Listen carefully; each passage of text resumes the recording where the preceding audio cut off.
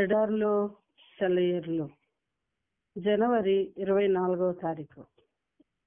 తన అరికాలు నిలుపుటకు దానికి నల్లపావురమునకు స్థలము దొరకలేదు గనుక ఓడలలున్న అతని యొద్దకు తిరిగి వచ్చెను.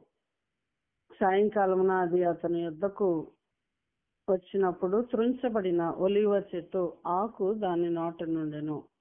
ఆదికాండము 8వ అధ్యాయము 9-11 వచనములు.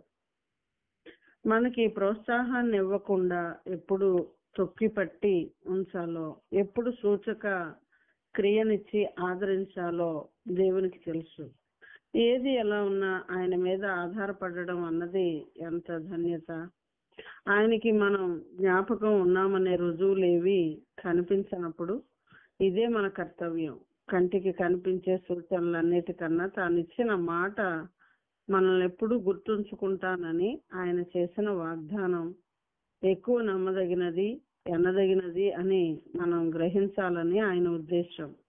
ఆయన ప్రత్యక్షమైన సూచన పంపితే అది మంచిదే. అది లేకుండా ఆయన్ని నమ్మిన మనం అది కనిపిస్తే రెట్టింపు ఉత్సాహంతో ఆయన్ని స్తుతిస్తాము. ఆయన వాగ్దానం తప్ప మరే ఇతర సాక్ష్యాలు లేకుండా నమ్మిన వాళ్ళు ఆయన నుండి అందరికన్నా ఎక్కువ ప్రేమ బహుమానాలు పొందుతారు.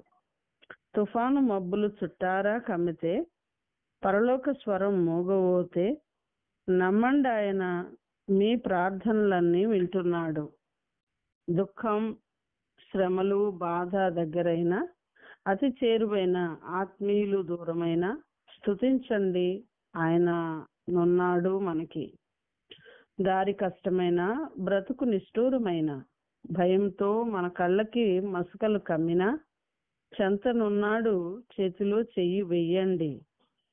దారులన్నీ మూసుకుపోయినా, అందమంతా అణగారిన మనతో ఉంటాడు, నమ్మి విశ్రమించండి ఆయనలో. ఆలస్యాలు, తిరస్కారాలు కావు. మన ప్రార్థనలన్నీ ఆయన రిజిస్టర్లో రాసుకుంటాడు, వాటి క్రింద రాసుకుంటాడు దీని సమయం ఇంకా రాలేదు అని. దేవుడికి ఒక సమయం, ఒక ప్రత్యేకమైన కారణం ఎప్పుడూ ఉంటాయి. మన ఉనికిని నిర్దేశించిన వాడే మన విడుదల కోసం పథకం కూడా సిద్ధం చేశాడు. ఆమేన్. Please like, share and subscribe. Thank you. God bless you.